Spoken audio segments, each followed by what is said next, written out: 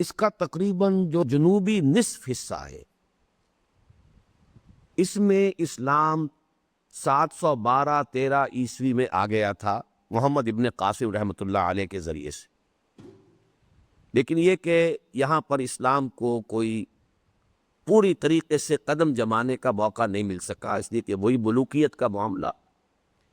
چونکہ قلب اسلام میں اب اصل خلافت کے بجائے ملوکیت قائم ہو چکی تھی، اور ملوکیت اسے کبھی پسند نہیں کرتی کہ کوئی شخص اتنا پاپولر ہو جائے کہ کسی کو اندیشہ ہو کہ وہ بادشاہت کے لیے بھی خطرہ بن جائے. لہذا محمد بن قاسم رحمۃ اللہ علیہ کو ریکال کیا گیا، واپس بلایا گیا، شہید کر دیا گیا. نتیجتاً یہ کہ یہ عرصہ جو پاکستان کا جو جنوبی حصہ ہے، جنوبی نصف، اس میں جو اسلام آیا تھا، اگرچہ اس کے اپنے خصائص بڑے اہم تھے کہ وہ خالص عربی الاصل اسلام تھا، اس لیے کہ اس وقت تک ابھی نہ کوئی عقائد کے اختلافات ظہور میں آئے تھے، نہ کوئی فلسفیانہ مکاتب فکر ظہور میں آئے تھے، نہ کوئی علم کلام وجود میں آیا تھا، نہ کوئی فقہی اختلافات وجود میں آئے تھے، نہ حنفیت اور شافعیت اور مالکیت کا کوئی سلسلہ تھا. اس اعتبار سے ابھی اسلام اپنی ابتدائی جو سادہ ترین حیثیت ہے اس میں برقرار تھا. لیکن یہ شارٹ لیفٹ رہا معاملہ. اس کے بعد جو اسلام آیا ہے تو یوں سمجھیے کہ جو اس پاکستان کا اب نصف شمالی ہے، تقریباً 300 برس کے بعد اسلام اب ان دروں سے، کہ جو یہ شمال مغربی سرحدی صوبہ جو ہمارا ہے، اس میں جو دریں ہیں، ان دروں سے اسلام کا سیلاب آیا ہے. چنانچہ تقریباً 1000 عیسوی کے لگ بھگ یہ علاقہ جس میں میں اور آپ اس وقت بیٹھے ہوئے ہیں،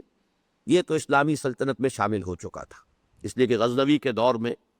یہ علاقہ مستقل اسلامی ریاست کا حصہ بن چکا تھا. لیکن یہ کہ پھر ہندوستان بحیثیت مجموعی جب اگر سے دیں گے تو چونکہ اس کا صدر مقام دہلی رہا، پایہ تخت دارالخلافہ، وہاں اسلام جو ہے 1206 سے شروع ہوا. یہ اسلام جو آیا ہے اس عرصے میں، اس کے بھی کچھ خصوصیات ہیں. ایک تو یہ کہ اس میں حنفیت ایک فقہ کی حیثیت سے بہت پختگی جو ہے اسے حاصل ہو چکی تھی. عقائد میں ماتریدی عقائد، اشعری عقائد، پھر یہ کہ تصوف کے سلسلے، ان میں خاص طور پر کچھ وجودی تصوف، وحدت الوجود کے تصور کے ساتھ، یہ چیزیں جو ہیں اس اسلام میں کہ جو بعد میں اس سرزمین میں آیا ہے، یہ اس کے خصائص سے لازمی ہے، اجزائے لا ینفک. 1206 تک سے شروع ہو کر دہلی میں مسلمانوں کا دور حکومت نظری طور پر یہ کہا جائے گا کہ 1857 میں ختم ہوا. یہ گویا کہ 651 برس، 650 برس بنتے ہیں. ان 650 سالوں میں اصل میں جو مسلمانوں کا اقتدار کہنا چاہیے وہ در حقیقت 350 برس کا ہے، یا یوں سمجھیے کہ 350 نہیں بلکہ دو حصوں میں تقسیم کیجئے کہ اس میں سے 300 برس یا 325 برس تو وہ ہیں کہ جن میں مختلف خاندان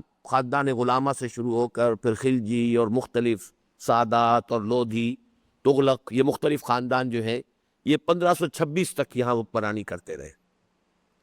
1526 میں پانی پت کی پہلی جنگ میں بابر نے آ کر ابراہیم لودھی کو شکست دی ہے. اس کے بعد سے دور مغلیہ شروع ہوا 1526 سے 1857 تک. اس کا آپ دو حصے اگر کریں گے، نصف کریں گے 2 حصے، تو پہلا حصہ جو ہے وہ در حقیقت مسلمانوں کی واقعی حکومت کا اور ایک مرکزی سلطنت کا ہے. بقیہ جو نصف ہے وہ تو پھر ایک عظیم عمارت کے کھنڈر بننے میں جو مراحل آتے ہیں، رفتہ رفتہ وہ گرتی ہے اور ویران ہوتی ہے، یہ اس کا دور ہے. اس لیے کہ 1757 میں پلاسی کی جنگ جو ہوئی ہے اس کے بعد سے انگریز نے ہندوستان میں قدم جمانے شروع کر دیے تھے، اور سلطنت مغلیہ کی جو ہے وہ ضعف پورے طور پر اس پر طاری ہو چکا تھا. پورے ہندوستان میں طوائف الملوکی تھی، چھوٹے چھوٹے علاقے، ان میں راجہ، ہندو راجہ بھی اور زیادہ تر مسلمان جو وہاں کے نواب تھے، اور ایک ایک کر کے پھر انہوں نے ایسٹ انڈیا کمپنی نے ان کو ہڑپ کرنا شروع کیا. تو 1757 سے لے کر 1857 تک در حقیقت یہ ایک درمیانی عرصہ ہے. یہاں پہ سب سے بڑی طاقت تو رفتہ رفتہ انگریز بنتے چلے گئے، لیکن بہرحال دہلی میں مغلیہ سلطنت جو ہے وہ ایک علامت کے طور پر باقی تھی. اس لیے 1857 میں کہا جاتا ہے کہ در حقیقت مغلیہ دور ختم ہوا ہے. یہ تو ایک تاریخی ہمارے سامنے ایک پس منظر آ گیا، یہ خاکہ بن گیا.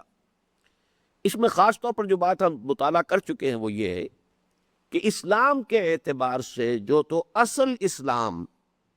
اصل عربی الاصل اسلام، وہ تو گویا کہ صرف وہی دور تھا کہ جو محمد ابن قاسم رحمۃ اللہ علیہ کے ذریعے سے اسلام ہندوستان میں آیا ہے۔ بعد میں جو اسلام آیا اس میں یہ فرقے بندی بھی شروع ہو چکی تھی، اس میں فقہی اختلافات بھی آ چکے تھے،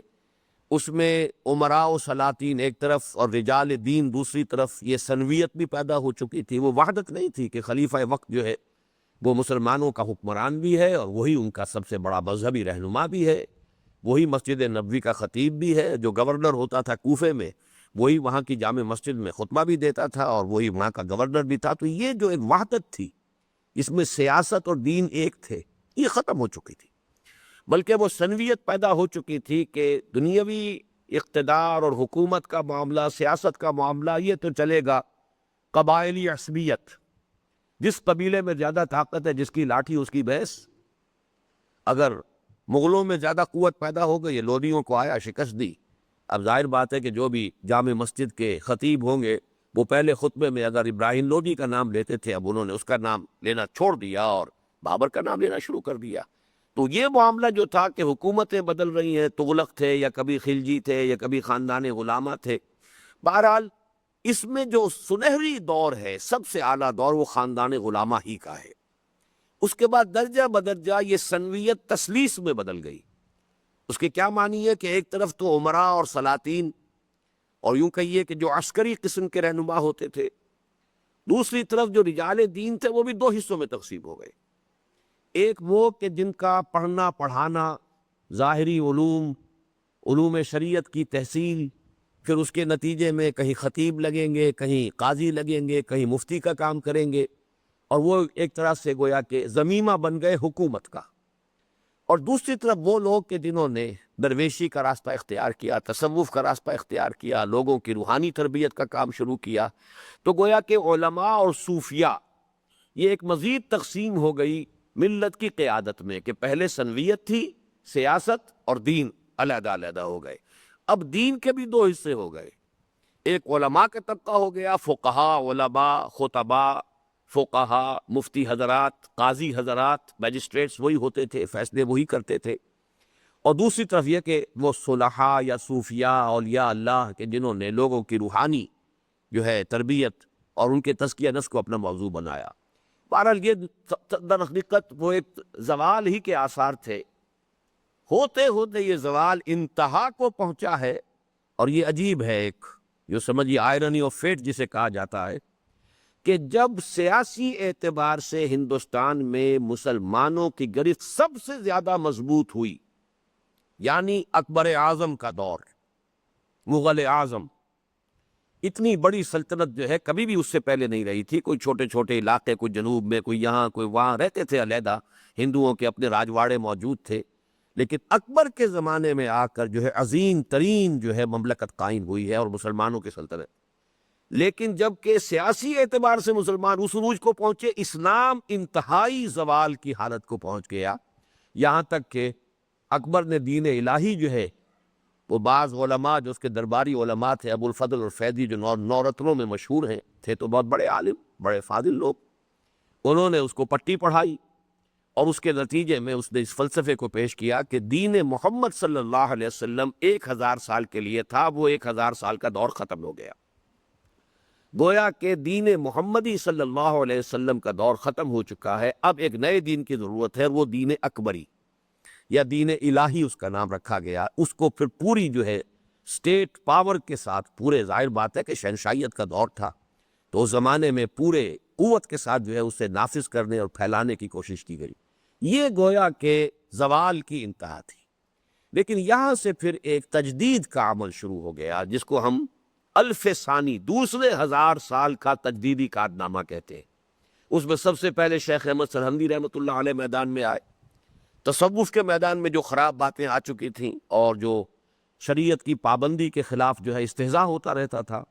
اور وحدت الوجود کے جو غلط اثرات پڑ گئے تھے،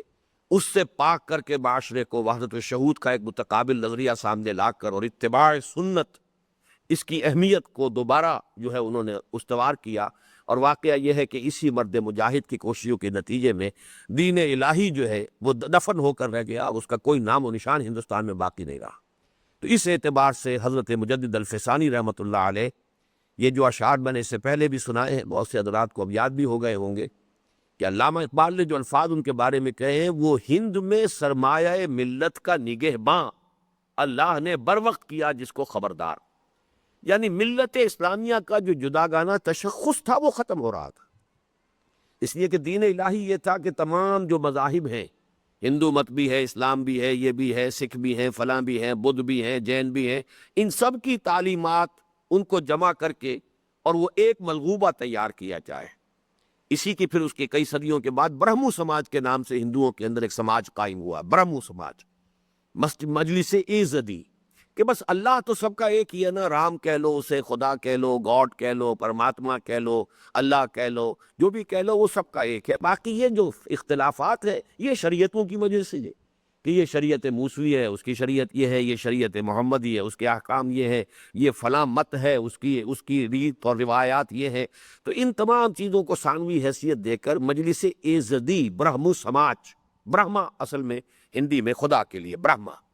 تو یہ برہمو سماج جو بعد میں آیا ہے، در حقیقت شروع میں یہی تھا کہ جو اکبر کے ذریعے سے دین الہی کے نام سے یا دین اکبری کے نام سے رائج کرنے کی کوشش کی، اور جس کا کہ خاتمہ کیا ہے حضرت مجدد الفسانی نے۔ اگر وہ نہ کرتے تو ہندوستان سے پھر اسلام کا جداگانہ تشخص ختم ہو جاتا۔ جیسے آپ کو معلوم ہے کہ بدھ مت پیدا ہوا ہندوستان میں، لیکن ہندوستان میں اب اس کے کوئی ٹریسز موجود نہیں۔ یہاں سے ایسا اس کو ملک بدر کیا گیا ہے کہ وہ آپ چلے جائیے فار ساؤتھ ایسٹ میں، فار ایسٹ میں، تو کتنے بدھ لوگ ہیں، بدھ مت کے ماننے والے، گوتم بدھ کے پیروکار، لیکن ہندوستان میں کوئی بدھزم جو ہے وہ باقی نہیں رہا۔ ایک زمانے میں یہ اس ملک کے اندر جو سلطنت تھی، یہ اسٹیٹ مذہب تھا، اسٹیٹ ریلیجن تھا۔ اشوک کے زمانے میں یہ پورا علاقہ جو ہے بدھ مت کے تحت تھا، لیکن ہندوؤں کے اندر یہ خاص صلاحیت ہے کہ وہ ایسیمیلیٹ کر کے کسی دوسرے مذہب کو اور اس کا نام و نشان ختم کر دیتے ہیں، کچھ چیزیں ان کی لے کے اپنے ساتھ شامل کر کے اور اس کا جداگانہ تشخص جو ہے وہ ختم کر دے۔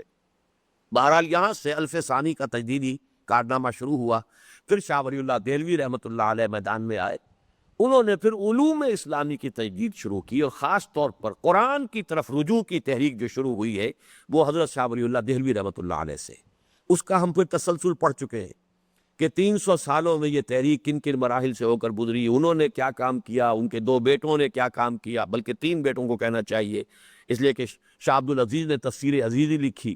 اور شاہ عبد القادر اور شاہ رفیع الدین نے ترجمے کیے با محاورہ اور لفظی۔ اس طریقے سے یہ کام بڑھتا رہا۔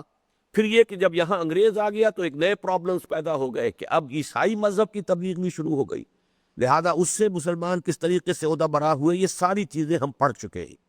لیکن اسی وقت ہم نے نوٹ کیا تھا، جو حضرات اس میں شریک رہے ان کلاسز میں انہیں یاد ہوگا، کہ اس کے بعد سے ہمارا مطالعہ 2 حصوں میں علیحدہ علیحدہ ہو گیا، کہ انگریز کی آمد کے بعد سیاسی ڈیولپمنٹس کیا ہوئی ہیں، قومی اور ملی تحریکوں نے کیا رنگ اختیار کیا ہے، یہ ایک جداگانہ موضوع ہے، اور مذہبی اور دینی جو احیائی کوششیں ہیں اس میں کیا کام ہوتا رہا ہے، رجوع القرآن کے ضمن میں کیا کام ہوا، وہ ایک جداگانہ موضوع تھا۔ یہ دوسرا موضوع جو ہے ہم اس کا مطالعہ کر چکے ہیں۔ آج در حقیقت ہم جو بیٹھے ہیں تو یہ انگریز کی آمد کے بعد ہندوستان میں مسلمانوں کا قومی اور سیاسی معاملہ جو ہے، جن خطوط پر آگے بڑھا ہے، جو اختلافات پیدا ہوئے ہیں، جو تفرقہ ہوا ہے، جو مختلف مکاتب فکر سامنے آئے ہیں، ان کا ایک قومی اور سیاسی اعتبار سے ہم جائزہ لے رہے ہیں۔ اس میں جو اس کا مقدمہ وغیرہ ہے اس میں میں نے ایک معذرت کی ہے کہ ظاہر بات ہے کہ اس میں کچھ شخصیات پر تنقید بھی آئی ہے، خاص طور پر مولانا مودودی پر میں نے خاصی تنقید کی ہے، اور ایک زمانے میں کچھ میرے مزاج میں تلخی بھی تھی تو الفاظ کچھ سخت بھی استعمال ہوئے ہیں، لیکن یہ کہ آج بھی تجزیہ میرا وہی ہے۔ اگر میں اب دوبارہ لکھتا اس کتاب کو تو اس میں وہ جو سختی الفاظ کی ہے وہ کم کر سکتا تھا، اور کی جا سکتی ہے، لیکن تاریخی اعتبار سے یہ چونکہ سن 67 کے میرے مضامین ہیں اور اسی حیثیت سے شائع کیا ہے، لہذا میں نے شروع میں معذرت کر لی ہے کہ وہ کیفیت جو ہے وہ میں اب ان سختی پر معذرت خواہ ہوں، اور مجھے یہ توقع تھی کہ اگر ملاقات ہو جاتی سن 79 میں جب میں گیا تھا پہلی مرتبہ امریکہ، اور میرا ارادہ تھا مولانا مودودی سے ملاقات کا، تو میں ان سے معذرت کر لیتا، لیکن یہ کہ اس کا موقع نہیں آیا۔ بہرحال اب اس کو صفحہ 9 کھول لیجئے۔ تحریک پاکستان کا تاریخی پس منظر اور جس میں قومی و مذہبی عوامل کا تناسب، یہ ہے اصل میں ہمارا موضوع۔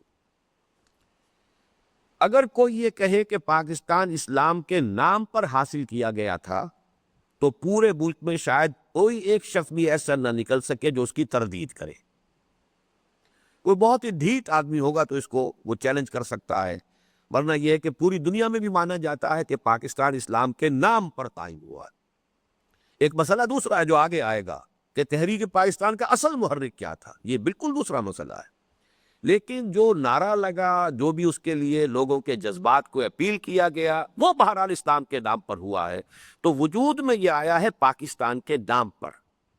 اگر کوئی یہ کہے کہ پاکستان اسلام کے نام پر حاصل کیا گیا تھا تو پورے ملک میں شاید کوئی ایک شخص بھی ایسا نہ نکل سکے جو اس کی تردید کرے۔ لیکن اگر سوال یہ ہو کہ تحریک پاکستان کا اصل محرک مذہبی و دینی تھا یا معاشی و معاشرتی، تو اس کے جواب میں اختلاف کی بڑی گنجائش ہے۔ اصل محرک کیا تھا؟ اصل موٹیویشن کیا تھی؟ کس جذبہ محرکہ کے تحت مسلم لیگ قائم ہوئی یا مسلم لیگ نے جد و جہد کی ہے اور پاکستان کو حاصل کیا ہے؟ کیا وہ جذبہ محرکہ دینی مذہبی تھا یا وہ بنیادی جذبہ محرکہ کچھ اور تھا؟ یہ چونکہ سن 67 کی میری تحریر ہے، اس میں بعد میں ظاہر بات ہے کہ میری فکر جو ہے مزید جو اس کے اندر تفاصیل کا رنگ بھرا ہے، تو میں اس سے تھوڑا سا آپ کو واقف کرا دوں کہ میرے نزدیک اس مسئلے کے 3 لیولز ہیں مختلف، اور اس کو میں مثال سے سمجھایا کرتا ہوں کہ جیسے پانی جو مبدأ حیات ہے، ہمارے اس کرۂ ارضی پر اس کی 3 سطحیں ہیں۔ ایک سطح ہے گراؤنڈ لیول، یہ پانی دریاؤں میں، ندیوں میں، نالوں میں بہہ رہا ہے، ہم دیکھ رہے ہیں، ویزیبل ہے، آنکھ سے دیکھ سکتے ہیں، دریائے راوی بھی بہہ رہا ہے، یہ دریائے چناب ہے۔ دوسرا ہے یہ جو ہم کہتے ہیں، جس کو کہ سب گراؤنڈ لیول ہم کہہ دیتے ہیں، یہاں سے ہم پانی نکال لیتے ہیں 30 feet, 40 feet, 50 feet, 60 feet, 70 feet, subsoil water. تو سب سوائل واٹر جو ہے وہ ہم ہیڈ پمپ سے بھی نکال لیتے ہیں، کنویں بھی کھودتے ہیں تو وہ سوتے جو ہیں سب سوائل، اس وہی کنویں کا پانی آ کے جمع ہوتا ہے، وہ ہم کھینچ لیتے ہیں۔ ایک پھر تیسرا لیول ہے کہ جو 300 فٹ، 400 فٹ، 500 فٹ، 600 فٹ نیچے بورنگ کر کے اور جو ہم ٹیوب ویلز کے ذریعے سے حاصل کرتے ہیں، یہ نہایت صاف، شفاف، پاک پانی ہوتا ہے، کوئی پولیوشن اس میں نہیں ہوگی، اتنے نیچے سے ہم لے کر آتے ہیں۔ اسی لیے بڑے شہروں میں اسی کا اہتمام ہوتا ہے، یہ ٹیوب ویلز جگہ جگہ لگے ہوتے، کس لیے لگے ہوتے؟ بالکل اسی طرح تحریک پاکستان یا جینیسس آف پاکستان کے 3 لیولز ہیں۔ ایک رائٹنگ آن دی وال کے مانند ہے، پاکستان اسلام کے نام پر بنا، اس میں کسی شک و شبے کی گنجائش نہیں۔ لیکن نمبر 2 پر آئیے، اصل محرک کیا تھا؟ کیا مذہبی تھا؟ تو ہرگز نہیں تھا۔ یہ جب بھی میں کہتا ہوں تو لوگ چونک جایا کرتے ہیں کہ یہ مولوی ٹائپ آدمی ہے اور اسلام کے نام پر اپنی پوری زندگی جو ہے ایک خاص مشن کے لیے اس نے وقت کی ہوئی ہے، اور یہ بات یہ کہہ رہا ہے کہ اصل جذبہ محرکہ مذہبی نہیں تھا۔ تو میں اس کی پوری تفصیل بیان کیا کرتا ہوں، اور وہ یہ ہے کہ کسی بھی تحریک کا اصل جذبہ محرکہ سب سے زیادہ گاڑھا نظر آنا چاہیے اس کی قیادت میں۔ اگر جذبہ محرکہ مذہبی ہو تو مذہبی لوگ جو ہے اس کے قائدین نظر آئیں گے، پریکٹسنگ لوگ ہوں گے، مذہب پر عمل کرنے والے لوگ ہوں گے، جبکہ تحریک پاکستان کی قیادت خالصتاً سیکولر مزاج اور نان پریکٹسنگ مسلمانوں پر مشتمل تھی۔ جو بھی علماء آئے ہیں، صوفیاء آئے ہیں، وہ سیکنڈری طور پر سپورٹرز کی حیثیت سے آئے، چاہے وہ مولانا شبیر احمد عثمانی ہو، چاہے ظفر احمد عثمانی ہو، چاہے پیر صاحب مانفی شریف ہو، چاہے پیر صاحب جماعت علی شاہ ہو، کسے باشد رحمہم اللہ، لیکن یہ کہ ان کی حیثیت معاونین کی ہے، سپورٹرز کی ہے۔ اصل قیادت جو ہے وہ تو قائد اعظم کی تھی، وہ خان لیاقت علی خان کی تھی، وہ کوئی آئی چندری گڑھ ہوتے تھے، کوئی حسین امام ہوتے تھے، کوئی چلتے جائیے، یہ ساری قیادت جو ہے اس مسلم لیگ کی، نواب اسماعیل خان ہوتے تھے، چودھری خلیق الزمان ہوتے تھے۔ یہاں پنجاب سے کون تھے؟ کوئی بڑے زمیندار جو ہے، کوئی جو ہے یہ کرنل عابد حسین ہے، یا راجہ کیا نام تھا ان کا جو جیلم گجرات کی طرف کے تھے۔ بہرحال یہ سب حضرات کون تھے؟ ان کا دین و مذہب کے ساتھ عملی تعلق نہیں تھا۔ باقی یہ کہ کردار کے اعتبار سے قائد اعظم ایک سچے انسان تھے، باکردار انسان تھے، یہ علیحدہ بات ہے بالکل۔ یہ تو کسی غیر مسلم کے اندر بھی کردار جو ہے بہت اعلیٰ نظر آ سکتا ہے۔ اصل بات جو ہم کر رہے ہیں وہ یہ ہے کہ وہ مذہبی لوگ نہیں تھے، تو دوسرے لیول پر جب آتے تو میں نے یہاں لکھا ہے اس کے جواب میں اختلاف کی بڑی گنجائش ہے۔ حال ہی میں لاہور کے ایک انگریزی روزنامے یعنی پاکستان ٹائم، جب حال سے مراد یہ ہے 1967 کا حال ہے یہ، تو اب آج کے اعتبار سے یہ کتنے سال پرانا ہو گیا؟ 27-28 برس پرانا۔ کہ کالموں میں پاکستان کے ایک مشہور و معروف کالم نویس زید سلیری صاحب، ابھی تک ماشاءاللہ زندہ ہیں، وہ نے اس بحث کو چھیڑا ہے اور اس رائے کا اظہار کیا ہے کہ تحریک پاکستان ہرگز ایک مذہبی تحریک نہ تھی، بلکہ دراصل اس کے پیکر میں برد صغیر کے مسلمانوں کی صرف قومی امنگوں کا اظہار ہوا تھا۔ یہ زید سلیری صاحب کے الفاظ ہیں 1967 کے پاکستان ٹائمز میں جب یہ چھپا ہے۔ بہت سے لوگوں کے نزدیک ان کالم نویس صاحب کی بات شاید اس لیے قابل توجہ نہ ہو کہ وہ حکومت کے ملازم ہیں۔ مارچ 1967 میں وہ باقاعدہ حکومت کے ملازم تھے، لیکن جہاں تک اس نظریے کا تعلق ہے، یہ صرف ان کا نہیں بلکہ مرحوم حسین شہید سہروردی، جو نہ صرف یہ کہ تحریک مسلم لیگ کے پرانے کارکن تھے بلکہ جنہیں بجا طور پر پاکستان میں حزب اختلاف کی علامت قرار دیا جا سکتا ہے، اور جو یہاں پارلیمانی جمہوریت کے سب سے بڑے علمبردار تھے، بارہا ان سے کہیں زیادہ واضح اور غیر مبہم الفاظ میں ان خیالات کا اظہار کر چکے ہیں۔ اور حال ہی میں پاکستان کے ایک دوسرے بزرگ سیاستدان اور تحریک پاکستان کے پرانے کارکن جناب نور الامین نے بھی ایک ماہنامے کو، اردو ڈائجسٹ میں ان کا یہ بڑا تفصیلی انٹرویو شائع ہوا تھا کہ ایڈیٹر کو انٹرویو دیتے ہوئے اس نظریے کی تائید کی ہے۔ ان دونوں حضرات کا موقف یہ تھا کہ تحریک پاکستان کا اصل جذبہ محرکہ صرف معاشی تھا۔ حسین شہید سہروردی نمبر 1 ہے کہ جو اس نظریے کو بربلا کہنے والی شخصیت، اور نمبر 2 پھر اچھا حسین شہید سہروردی جو ہے وہ تو کچھ کنٹروورشیل شخصیت بن گئے تھے بعد میں، لیکن نور الامین آخری وقت تک کوئی کنٹروورشیل انسان نہیں تھے، بلکہ وہ مسلم لیگی رہے، مرتے دم تک مسلم لیگی رہے۔ انہوں نے کسی اور جماعت یا کوئی اور دھڑا اپنا علیحدہ سے نہیں بنایا۔ سہروردی کا معاملہ علیحدہ ہے، لہذا نور الامین کی بات جو ہے وہ اس سے زیادہ اہمیت کی حامل ہے۔ واقعہ یہ ہے کہ سوائے ان عوام الناس کے، بلکہ اس میں اور بھی نوٹ کرا دوں اس وقت کہ اس کے بعد یہ دونوں حضرات تو ہوئے مشرقی پاکستان سے، اس کے کچھ ہی عرصے کے بعد اسی زمانے میں مغربی پاکستان کے 2 مسلم لیگی لیڈرز نے بھی یہ بات کہی، ذرا مختلف انداز میں۔ ممتاز محمد خان دولتانہ صاحب نے کہا کہ پاکستان کی تحریک ایک خالص سیاسی تحریک تھی، اس کا مذہب سے کوئی تعلق نہیں تھا۔ پھر ان پر لے دے ہوئی تو انہوں نے کچھ اس کا جواب دیا، لیکن یہ کہ موضوع گناہ بدتر از گناہ ہوتا چلا گیا، نہ بات صحیح وہ واپس لے سکے اور اس میں کوئی وضاحت پیش نہیں کر سکے۔ پھر سردار شوکت حیات خان، وہ ابھی تک زندہ ہیں، انہوں نے یہ کہا یہ خالص سیاسی تحریک تھی، مذہب سے اس کا کوئی تعلق نہیں تھا، بلکہ وہ اس میں اس حد تک آگے بڑھ گئے کہ پاکستان کا مطلب کیا، لا الہ الا اللہ، یہ کوئی سنجیدہ اور ایڈلٹ لوگوں کا، میچور لوگوں کا معاملہ نہیں تھا، یہ تو کچھ نوجوانوں نے، کچھ چھوکروں نے ایک نعرہ ایجاد کر لیا تھا، نعرہ لگتا تھا لیکن اس کی کوئی حیثیت نہیں تھی۔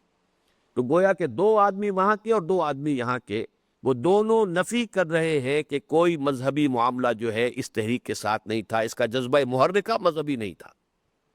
میں نے بھی تسلیم کیا، لیکن میری دلیل بالکل اور ہے، وہ یہ ہے کہ کسی تحریک کا اصل جذبہ محرکہ سب سے زیادہ گاڑی صورت میں اس کی قیادت میں نظر آنا چاہیے، جبکہ فی الواقع تحریک پاکستان کی قیادت جو ہے وہ پریکٹسنگ مسلمز پر مشتمل نہیں تھی۔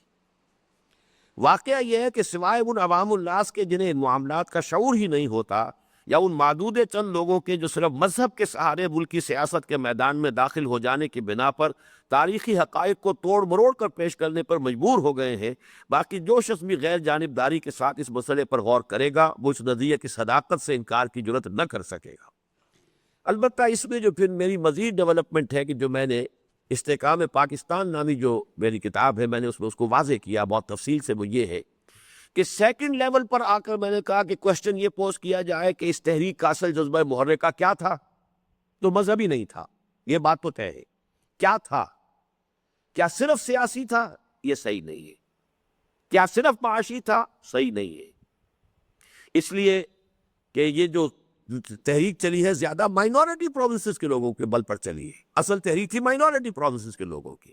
اور مائنورٹی پروونسز کے لوگوں کے لیے ظاہر بات ہے کہ انہیں کوئی توقع نہیں ہو سکتی تھی کہ پاکستان جو ہے وہ مدراس میں بھی بن جائے گا اور پاکستان بامبے میں بھی بن جائے گا اور سی پی میں بھی بن جائے گا، یہ ناممکن۔ پھر انہوں نے کیسے حصہ لیا؟ اگر صرف سیاسی معاملہ ہوتا، اگر صرف معاشی معاملہ ہوتا، تو اگر آپ اس کو کہیں گے صرف سیاسی صرف معاشی تو وہ صحیح نہیں ہے۔ اگر کہیں صرف لسانی مسئلہ تھا وہ بھی صحیح نہیں ہے، تو پھر کیا تھا؟ اس کے لیے لفظ ہے قومی، یہ ایک قومی مسئلہ تھا۔ اور ذرا کھل کر اب بات میں کر رہا ہوں، ایک چھوٹی قوم کو بڑی قوم سے یہ اندیشہ لاحق ہو گیا تھا کہ وہ اس کے ساتھ انصاف نہیں کرے گی۔ اس کے بہت سے اسباب ہیں، گہرے اسباب ہیں، کیونکہ اس چھوٹی قوم نے یہاں 1000 برس تک حکومت کی تھی، یا کہیں 800 برس تک حکومت کی تھی، کہیں 600 برس تک حکومت کی تھی۔ اب ظاہر بات ہے کہ رد عمل ہوتا ہے، جب وہ بڑی قوم جو تھی عددی اعتبار سے جب وہ آزاد ہوئی تو اب اندیشہ تھا کہ یہ پچھلا حساب جو ہے اب چکائیں گے، ہم سے اپنا انتقام لیں گے، جو کچھ ہم غلطیاں کرتے رہے اب اس کا حساب کتاب دینا پڑے گا، ایک فطری بات۔ دوسرے یہ کہ اس کا آگے آ جائے گا معاملہ تفصیل سے، کہ ایک خاص سبب سے جو جس کو بیلنس آف پاور کہتے ہیں وہ بالکل بدل کر رہ گیا تھا، وہ میں بعد میں ڈسکس کروں گا، اس وقت وقت نہیں اس میں لگانا چاہتا۔ تو ایک فیئر کمپلیکس تھا یہ کہ ایک چھوٹی قوم کو بڑی قوم سے اندیشہ تھا کہ وہ اس کے ساتھ انصاف نہیں کرے گی، معاشی طور پر بھی ایکسپلائٹ کرے گی، سماجی طور پر بھی انہیں نیچے درجے کا رکھے گی، ان کے قومی تشخص کو ختم کر دے گی،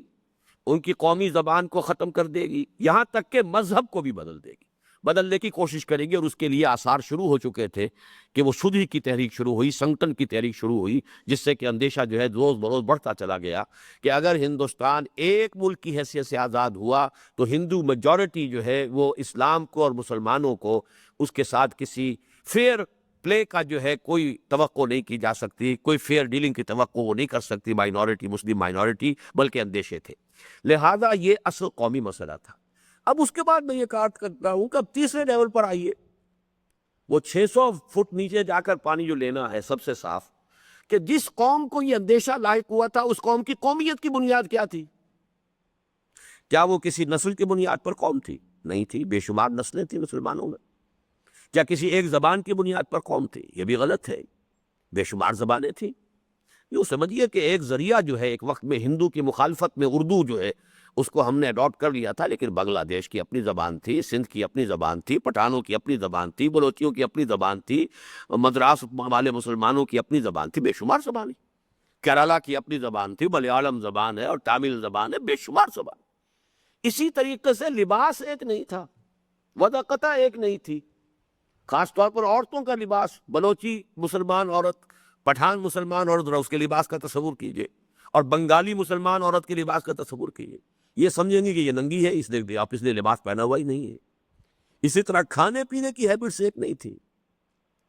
ہم اگر اناج کھانے والے ہیں، وہ چاول کھانے والے دوسرا وہ انداز میں، اور پھر یہ کہ وہ ماچھ بھات جو تھا ان کا،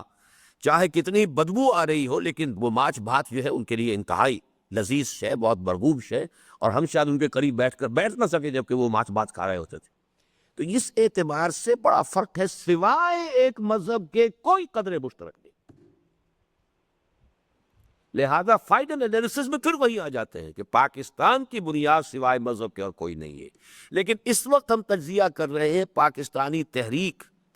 پاکستان کا جو جینیسس ہوا ہے، اس وقت سے جو ہم جائزہ لینا شروع کریں گے کہ کیا کیا مختلف مکاتب فکر پیدا ہوئے اور کیا اختلافات ہوئے، تو وہ ایک علیحدہ پروسیس ہے۔ لیکن اگر آپ اس کو ایک کل کی حیثیت سے لیں گے تو تھرڈ لیول پر پہنچ کر بھی بات وہیں پہنچ جائے گی کہ جہاں پہلے لیول پر تھی، رائٹنگ آن دی وال، کہ پاکستان کی بنیاد اسلام کے سوا کوئی نہیں۔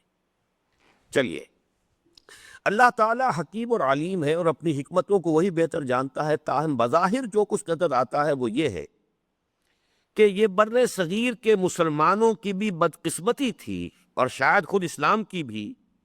کہ ہندوستان میں مسلمانوں کی قومی تحریک کو ابتدا ہی سے کچھ ایسے حادثوں سے دوچار ہونا پڑا جن کے نتیجے میں یہ روز بروز مذہب سے دور ہوتی چلی گئی۔ جو اپنی کتاب بنا چکے ہوں، اسے خریدنے کا فیصلہ کر چکے ہوں، وہ اس کو ذرا انڈر لائن کر لیں اس جملے کو۔ قومی تحریک کا فاصلہ مذہب سے بڑھتا چلا گیا۔ کیوں؟ بعض ایسے حوادث ہوئے کہ حالانکہ قوم تھی صرف مذہب کی بنیاد پر، اور کوئی قدر مشترک نہیں تھی، اسے قوم بنانے والی شے، کمیونٹی فیلنگ پیدا کرنے والی شے سوائے مذہب کے اور کوئی شے ہی نہیں تھی۔ لیکن جب قومی تحریک چلی ہے تو پے بپے ایسے حوادث سے دوچار ہوئی کہ مذہب سے اس کا رشتہ کمزور ہوتا چلا گیا۔ یہ ہے وہ اہم پوائنٹ کہ جس کو میں اب ثابت کروں گا دلائل کے ذریعے سے۔ سب سے پہلا چیپٹر کیا ہے؟ واضح رہے کہ بر صغیر میں اور اب میں نے ایک ترمیم کی ہے کہ میں اب ہندوستان کے لیے بر صغیر کا لفظ استعمال نہیں کرتا، بر عظیم کا کرتا ہوں، لیکن یہ سن 67 کی تحریر ہے۔ بر عظیم پاک و ہند میں تحریک استخلاص وطن کے اولین داعی مسلمان تھے۔ استخلاص سمجھ گئے؟ کون سا باب ہے یہ؟ استفعال، مادہ کیا ہے؟ خالام فوت، خالص کر لینا۔ استخلاص یعنی انگریزوں سے نجات دلا دینا، غیر جو حکمران آ گئے تھے غیر ملکی، ان سے چھٹکارا پانا، استخلاص وطن۔ واضح رہے کہ بر صغیر میں تحریک استخلاص وطن کے اولین داعی مسلمان تھے۔ تحریک شہیدین جہاں احیاء اسلام کی ایک ہمہ گیر تحریک اور منظم کوشش تھی، وہاں آزادی وطن کو بھی اس کے مقاصد میں ایک اہم حیثیت حاصل تھی۔ گویا اس میں دین اور سیاست کا وہ حسین امتزاج موجود تھا جو ہماری تاریخ کے قرن اول کا طرۂ امتیاز ہے۔ سید احمد شہید بریلوی رحمۃ اللہ علیہ نے جو جہاد شروع کیا، جس میں کہ ان کے سب سے بڑے نائب جو ہے شاہ ولی اللہ دہلوی رحمۃ اللہ علیہ کے پوتے شاہ اسماعیل شہید، ویسے تو شہید اس میں ہوئے ہیں سینکڑوں ہزاروں، لیکن یہ دو کے نام سے شہیدین کہلاتی ہے تحریک۔ شہید سب سے بڑے جو امیر تھے جن کے ہاتھ پر سب نے بیعت کی ہے وہ سید احمد بریلوی، اور چونکہ شاہ ولی اللہ کے پوتے ہونے کے ناطے اور بہت بڑی علمی شخصیت شاہ اسماعیل شہید کی، تو ان دونوں کے نام سے اس کو موسوم کیا جاتا ہے تحریک شہیدین۔ اب اس کا مزاج خالص دینی، پہلے انہوں نے بیعت توبہ، جس کو کہ ہم کہتے ہیں عام طور پر تصوف کی بیعت جو ہے، تزکیہ نفس کے لیے بیعت، وہ بیعت لی۔ اس کے بعد پھر بیعت جہاد لی، اور انہوں نے منظم کیا لوگوں کو، اور پھر ان کی تربیت کی، ان کا تزکیہ کیا، ان کے اخلاق کو بنایا۔ واقعتاً صحابہ کرام رضوان اللہ تعالی علیہ مجمعین کے کردار اور اخلاق کا، ان کی شخصیتوں کا عکس کامل دور صحابہ کے بعد اگر کہیں نظر آ سکتا ہے تو اس دور یہ شہیدین کی تحریک ہے، عکس کامل، واقعتاً نہایت خالص دینی تحریک۔ اور جن حضرات کو بھی اس سے دلچسپی ہو، وہ مولانا ابو الحسن علی ندوی کی کتاب بھی اس کی موضوع پر موجود ہے، مولانا غلام رسول مہر کی 3 والیومز ان کی تحریک پر موجود ہیں، اور یہ صرف پچھلی صدی کی تحریک ہے۔ 1831 میں شہادت بالا کوٹ کا واقعہ پیش آیا ہے، لیکن یہ کہ اکثر و بیشتر لوگ جو ہے ہم میں سے وہ اس تحریک سے بالکل ناواقف ہے، لیکن اسے اپنے مطالعے کے جو بھی پروگرام ہوتا ہے، ایجنڈا ہوتا ہے، اس میں اس کو شامل کیجئے کہ اس تحریک کا مطالعہ کیا جائے۔ حادثہ بالا کوٹ 1831 کے بعد بھی تقریباً ربع صدی تک آزادی وطن کی کوششوں میں اسی تحریک شہیدین کے باقیات الصالحات کی جلوہ آرائی نظر آتی ہے۔ یعنی 1831 6 مئی 1831 کو یہ جو حادثہ فاجعہ پیش آیا ہے شہادت بالا کوٹ کا، جس میں دونوں یہ عظیم شخصیتیں بھی شہید ہوئی اور سینکڑوں جو ہیں مجاہدین شہید ہوئے، اس کے بعد بھی تقریباً 25 برس تک استخلاص وطن یا آزادی ہند کی تحریک میں صرف مسلمانوں نے کام کیا، انہی کے باقیات الصالحات۔ اس لیے کہ سید صاحب کے پیش نظر بھی یہ تھا کہ پہلے سرحد سے انہوں نے جہاد شروع کیا کہ پنجاب کو سکھوں کے تسلط سے نجات دلائی جائے، سکھوں سے جہاد شروع کیا، یہاں سے پھر آگے بڑھ کر اس معاملے کو پھر انگریزوں کے ساتھ جو مقابلہ کر کے انگریزوں کو نکالا جائے، وہ تو یہ کہ پہلے ہی قدم پر اور اپنوں کی سازش اور اپنوں کی غداری اس میں سب سے زیادہ فیصلہ کن بات بنی کہ وہ معاملہ ختم ہو گیا۔ لیکن یہ کہ بہرحال پیش نظر ان کے تھا انگریزوں سے پنجہ آزمائی کرنے کا، اور اس کے لیے پیر پگاڑا جو ہیں ہمارے یہاں،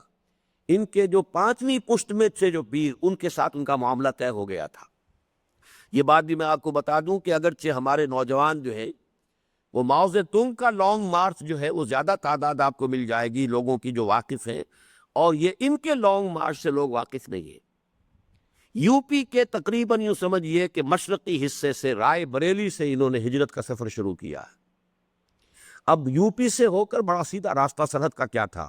یو پی سے پنجاب ہوتے ہوئے بڑا کھلے میدان پڑے ہوئے سیدھا راستہ ہے آدمی، لیکن درمیان میں سکھ ہے، سکھوں کی حکومت ہے، لہذا یو پی سے سی پی میں داخل ہوئے، سی پی سے پورا راجپوتانے کا ڈیزرٹ کراس کیا ہے،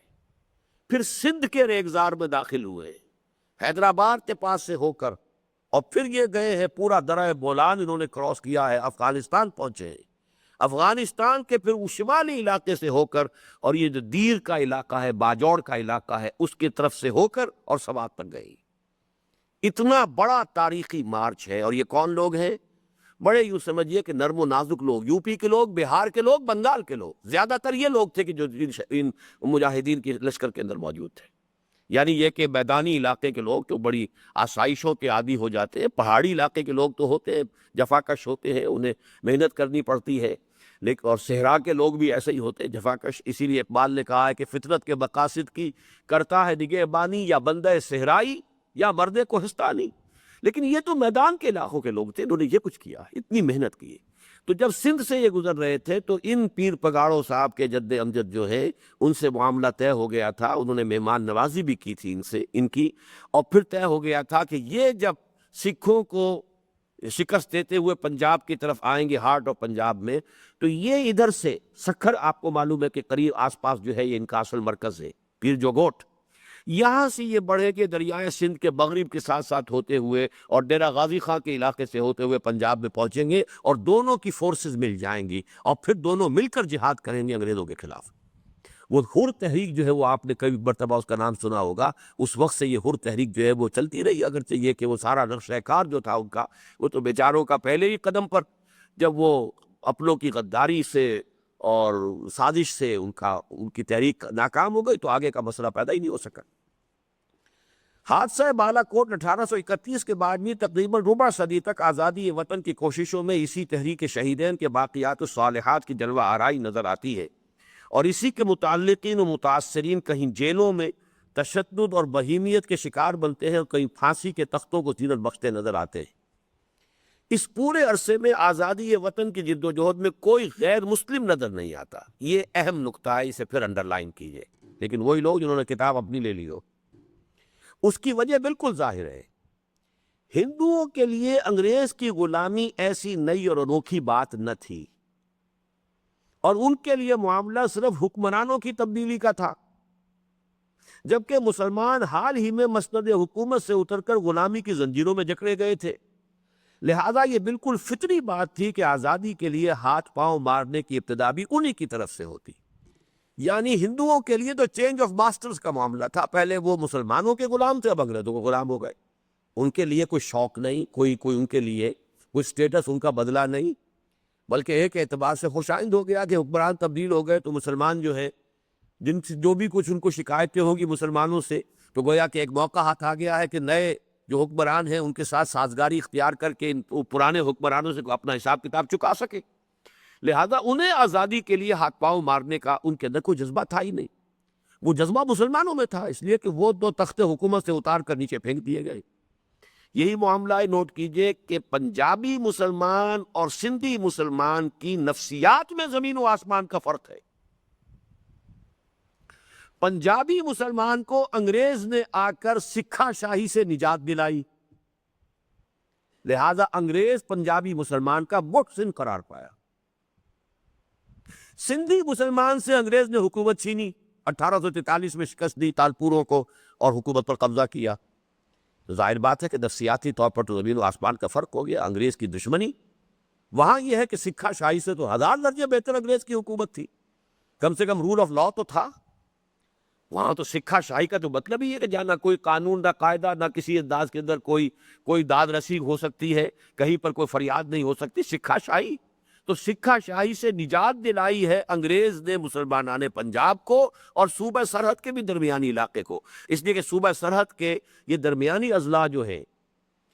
پشاور، مردان اور کوہاٹ، یہ تینوں بھی انگریز اور یہ سکھوں کے زیر حکومت تھے۔ ایک زمانے میں سکھوں کی دہشت کا یہ عالم تھا کہ کابل میں مائیں جو ہے اپنے بچوں کو ڈرایا کرتی تھی، چپ شو، ہری سنگھ نلوا بھی آیت، جیسے ہمارے ہاں کہتے ہیں چپ ہو جاؤ، وہ ہابو آ رہا ہے یا کوئی وہ فلاں آ رہا ہے، ڈرانے کے لیے کسی کا نام لیا جاتا ہے کہ بچہ چپ ہو جائے، خوف زدہ ہو جائے، تو چپ شو، ہری سنگھ نلوا بھی آیت۔ نلوے کا وہ روب تھا ہری سنگھ نلوے کا، اور یہ کابل تک تھا۔ پورا یہ علاقہ جو ہے سکھوں کی وہ ایک عملداری تھی۔ تو انگریز نے آ کر اس علاقے کے مسلمانوں کو سکھا شاہی سے نجات دلائی، لہذا یہاں کے مسلمان میں انگریز کے لیے وفاداری، احسان مندی کے جذبات پیدا ہوئے۔ اسی کو اس نے بھڑکا کر یہیں سے اپنی فوج کی جو بھرتی ہے زیادہ لی ہے، اس لیے کہ یہاں سے انہیں فیتھ فل لوگ ملنے کی توقع تھی۔ سندھوں کے بارے میں مشہور کر دیا نان مارشل ریس ہے اور ان کے لیے بھرتیاں بند۔ اب ظاہر بات ہے کہ جب اس کے اوپر ایک صدی گزر گئی پوری،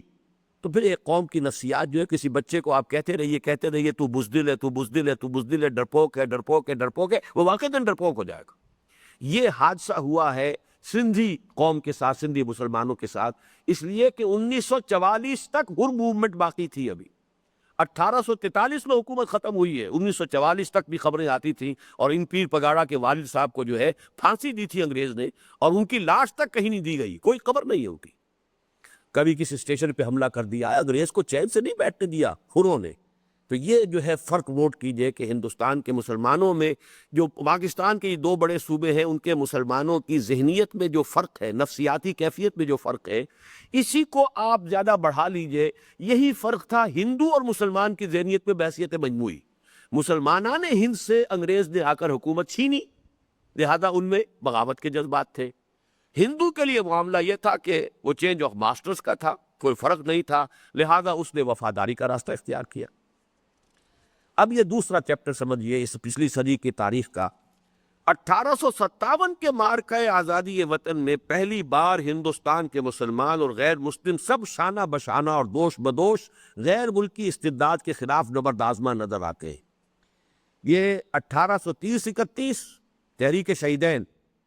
خالص اسلامی تحریک، دین کی بنیاد پر، ایمان کی بنیاد پر، تزکیہ نفس کی بنیاد پر، جہاد فی سبیل اللہ کی بنیاد پر۔ 1857 جسے غدر ہم کہتے رہے اور پڑھتے بھی رہے، اس لیے کہ انگریزوں نے تو اسے غدر کیا، میوٹنی کہا، بغاوت کہا، لیکن یہ کہ آج اسے کہا جاتا ہے کہ وہ آزادی کی جنگ تھی، آزادی، جنگ آزادی 1857 کی۔ اس میں پہلی بار ہندوستان کے مسلمان اور غیر مسلم سب شانہ بشانہ اور دوش بدوش غیر ملکی استبداد کے خلاف نبرد آزما نظر آتے ہیں۔ اس جنگ آزادی کی اس اہم خصوصیت کے علاوہ کہ اس میں ہندو اور مسلمان یکساں طور پر شریک ہوئے، اس کی دوسری اور اہم تر خصوصیت یہ تھی کہ اس میں مسلمانوں کے سیاسی و عسکری زعماء کے ساتھ ساتھ، بلکہ بعض مقامات پر ان سے بھی بڑھ کر دینی و مذہبی پیشواؤں نے حصہ لیا، اور علماء کرام نے بھی سیف بدست اور سر بکف ہو کر جان کی بازی لگائی، جیسے حاجی امداد اللہ مہاجر مکی رحمۃ اللہ علیہ اور ان کے رفقا، اور مولانا فضل حق خیر آبادی رحمۃ اللہ علیہ وغیرہم۔ اب یہ دو مکاتب فکر کی چوٹی کے لوگ ہیں۔ یہ حاجی امداد اللہ مہاجر مکی یہ ہے کہ دیوبندیوں کے سب کے یہ امام سمجھ لیجئے، مولانا اشرف علی تھانوی رحمۃ اللہ علیہ کے بھی مرشد یہی تھے، اور باقی پورا جو بھی ہے، چاہے وہ مولانا رشید احمد گنگوہی ہوں یا کوئی اور ہوں، ان سب کے روحانی پیشوا جو ہیں حاجی امداد اللہ مہاجر مکی، جو پھر انگریز کی حکومت جب پوری طرح یہاں سیٹل ہو گئی، پھر وہ ہندوستان سے ہجرت کر کے وہ چلے گئے حجاز، اور وہیں ان کا انتقال ہوا۔ دوسرے وہ تھے جنہیں ہم عرف عام میں آج بریلوی کہہ دیتے ہیں، اگرچہ بریلوی کہنا صحیح نہیں ہے، خیر آبادی مکتبہ فکر بالکل ایک علیحدہ تھا جس میں کہ منطق اور فلسفے کا دخل بہت تھا۔ اس کے جو امام اعظم ہیں فضل حق خیر آبادی، انہوں نے بھی جہاد میں حصہ لیا، سیف بدست ہو کر، سربکف ہو کر۔ تو یہ دونوں طبقات جو ہمارے ہاں اس وقت ہیں، ان سب کے بزرگوں نے اس جہاد میں حصہ لیا۔ پھر مسلمان جو نواب تھے، مسلمان مختلف علاقوں کے اندر جو حاکم تھے، امراء تھے، انہوں نے بھی حصہ لیا۔ اس اعتبار سے یہ بہت جامع قسم کا جہاد تھا، ہندو مسلم بھی شریک، اور مسلمانوں میں سیاسی اور عسکری جو اشخاص ہیں یا ان کے جو اہم رہنما ہیں، اس کے علاوہ مذہبی بھی، اور مذہبی میں دیوبندی بھی اور غیر دیوبندی بھی۔ اب آ رہا اہم ترین حصہ اس بحث کا۔ 1857 کے بعد تاریخ ایک بالکل نیا موڑ مڑ گئی، اور کمپنی بہادر کی حکومت کے اختتام اور براہ راست تاج برطانیہ کے زیر انصرام آ جانے کے بعد ہندوستان میں حالات نے ایک بالکل ہی دوسرا رخ اختیار کر دیا۔ چنانچہ ایک طرف انگریزی استعمار نے اپنے پنجے جسد ہند پر مضبوطی سے کاٹ لیے، اور اس کا سیاسی و عسکری تسلط مستحکم ہو گیا۔ اس سے پہلے وہ ایک کمپنی تھی، ایسٹ انڈیا کمپنی، براہ راست تاج برطانیہ کے زیر نگیں ابھی ہندوستان نہیں آیا تھا۔ 1857 کے بعد ایسٹ انڈیا کمپنی کی حکومت ختم ہوئی، اور اب جو ہے براہ راست تاج برطانیہ کے زیر نگیں ہو گیا ہندوستان، ملکہ وکٹوریہ ملکہ عالیہ وکٹوریا عظمیٰ، اب ہم ان کے غلام ہو گئے۔ نتیجتاً ہندوستانی روز بروز نہتے اور عسکری اعتبار سے بے دست و پا ہوتے چلے گئے۔ یہ جو حکومت کا نظام قائم ہوا ہے، پہلے زمانے میں تو عام لوگوں کے پاس بھی ہتھیار ہوتے تھے، تلواریں ہیں، نیزے ہیں، یہ ہے وہ ہے، ساری چیزیں لوگوں نے اپنے پاس رکھی ہوئی ہیں۔ انگریز کی حکومت آنے کے بعد ایک تو یہ کہ ہتھیاروں کی شکل بدل گئی، دوسرے یہ کہ عوام رفتہ رفتہ بالکل نہتے ہوتے چلے گئے، اور آزادی کے لیے بھی بالکل غیر عسکری اور خالص آئینی اور سیاسی جدوجہد کا آغاز ہوا۔ اب وہ عسکری آزادی، جنگ کر کے، جہاد کر کے، کوشش کر کے، انگریزوں کو مار کر، یہ دور اب ختم ہوا۔ اب ظاہر بات ہے کہ آئینی اور دستوری کوئی جدوجہد ہو سکتی ہے انگریز سے نجات پانے کی، جس کے لیے پہلے انڈین نیشنل کانگریس قائم ہوئی، اور اس کے بعد پھر جو ہے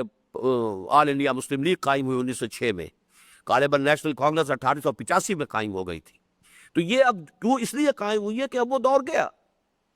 اب تیر و تفنگ سے تو کام نہیں چلے گا، برطانیہ کو یہاں سے نہیں نکالا جا سکتا، ایک بہت بڑی طاقت ہے، اس کی عسکری قوت ہے، اور جبکہ عام یہاں کے لوگ جو ہے، چاہے ہندو ہو چاہے مسلمان ہو، غیر مسلح ہو چکے ہیں، اب ان کی کوئی حیثیت ہی نہیں۔ لہٰذا اب تو وہ جو آپ کو کچھ دستوری حقوق دیتے چلے جائیں، کچھ تھوڑے تھوڑے سے آپ کو آزادیاں دیتے چلے جائیں، انہی سے جیسے جیسے بھی ممکن ہو کچھ ان کا استعمال کر کے جو ہے وہ اپنے لیے حقوق حاصل کیے جائیں، تو یہ پہلا نتیجہ یہ نکلا۔ نتیجتاً ہندوستانی روز بروز نہتے اور عسکری اعتبار سے بے دست و پا ہوتے چلے گئے، اور آزادی کے لیے بھی بالکل غیر عسکری اور خالص آئینی اور سیاسی جدوجہد کا آغاز ہوا۔ اس ٹرننگ پوائنٹ۔ اس سے پہلے تلوار فیصلہ کن ہوتی تھی، اس سے پہلے مراٹھا پاور آئی تھی تو احمد شاہ ابدالی آیا اور تلوار کے زور سے مراٹھوں کو شکست دے کر پانی پت کی تیسری جنگ میں اور اس بڑھتے ہوئے طوفان کو ختم کر دیا۔ لیکن اب صورتحال جو ہے وہ بدل گئی، اور اس کا سب سے اہم نتیجہ یہ نکلا کہ ہندوستان کی غیر مسلم اقوام کی عددی فوقیت کے نتائج و عواقب کا ظہور شروع ہو گیا۔ اب جب غیر عسکری بات ہوگی اور سیاسی اور دستوری بات ہوگی تو اب تو تعداد کی بات ہے، آپ کے پاس کتنے ووٹ ہیں، آپ کے پاس کتنے ووٹ ہیں، اور یہ ووٹ ظاہر بات ہے کہ ہندو قوم کے جو تھے۔ تو ہندو قوم کی جو برتری تھی، اس سے پہلے کبھی ہندو قوم کو مسلمانوں کے دور میں کبھی برتری حاصل نہیں ہو سکی، چاہے مسلمان ہمیشہ نہایت اقلیت کے اندر رہے، اکثریت میں تو مسلمان کبھی بھی نہیں رہا ہندوستان میں، لیکن عسکری اعتبار سے ان کا دبدبا، ان کا زور، ان کی طاقت، ان کی قوت جو تھی، اور اب بھی اگر صورتحال وہی رہتی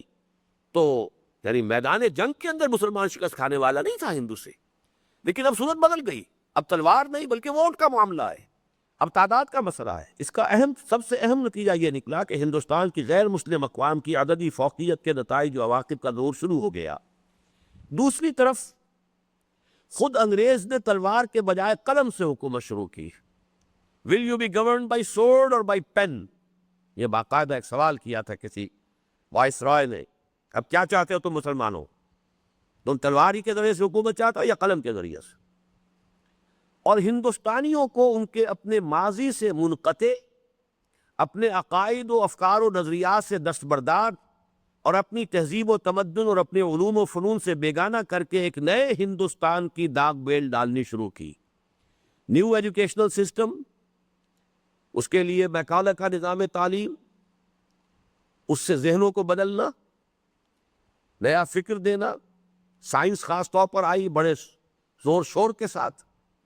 اس کے کچھ پہلو جو ہے وہ ہم اس سے پہلے زیر بحث لا چکے ہیں، اب اس وقت صرف اس کا سیاسی پہلو ہے۔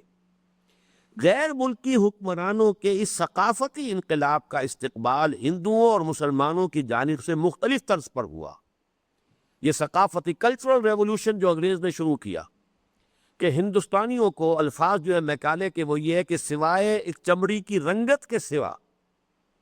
انہیں ہمیں یورپین بنانا ہے۔ چمڑی کی رنگت تو نہیں بدل سکتی، کالے ہیں، جو بھی ان کے رنگت ہے وہ رنگت رہے گی،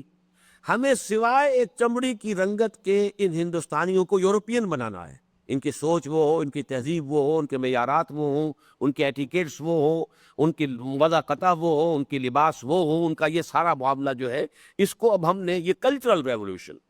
مذہبی طور پر تو شکست کھا چکے تھے۔ مولانا رحمۃ اللہ کیرانوی جو تھے رحمۃ اللہ علیہ، انہوں نے جب پادری فینڈر کو شکست دی، اس کے بعد ہندوستان میں عیسائیت کی تبلیغ پھر کھلے بندوں نہیں ہوئی، بلکہ انہوں نے،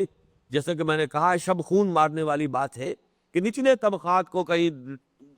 بسکٹ تقسیم کر دو، کہیں گھی کے ڈبے دے دو، کہیں ان کے بچوں کے لیے تعلیم کا بندوبست کر دو. تو جو deprived sections of this society ہوتے ہیں، ڈاؤن ٹراڈن، ان میں ہوئی ہے تبلیغ عیسائیت کی. اس سے پہلے جو ایک ان کا بڑے زور شور کے ساتھ چیلنجنگ انداز میں مسلمانوں کو عیسائی بنانے کا جو سلسلہ شروع ہوا تھا وہ ختم ہو گیا تھا. وہاں تو علماء نے جو ہے شکست دے دی تھی ان کو. لیکن یہ جو نیا کلچرل ریولوشن شروع ہوا ہے کہ اب انگریزی پڑھو گے تو ملازمت ملے گی، انگریزی پڑھو گے تو اس کے ساتھ ساتھ جو انگریزی فکر ہے، اپنی سوچ جو ہے وہ اس کے ساتھ ساتھ آئے گی، اس تہذیب کے ساتھ آئے گی، اس لٹریچر کے ساتھ آئے گی، اس ادب کے ساتھ آئے گی. ساری چیزیں جو ہے ان کی سوچ، ان کا نقطہ نظر بدلنا شروع ہو جائے گا. یہ کلچرل ریولوشن ہے. لیکن اس کا جو ریئیکشن تھا یہ مسلمانوں کا اور تھا، ہندوؤں کا اور تھا. وہ کیا ہے؟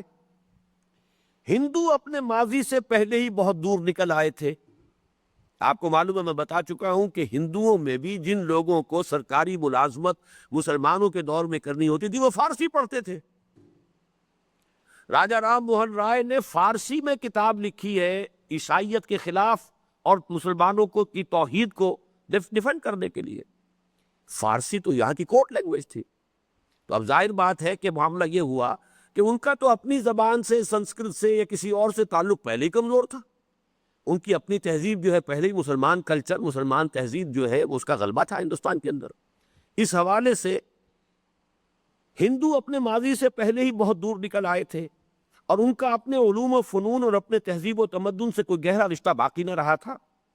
لہذا اس نے تقریباً یکسو اور متحد ہو کر نئے رجحانات کو خوش آمدید کہا.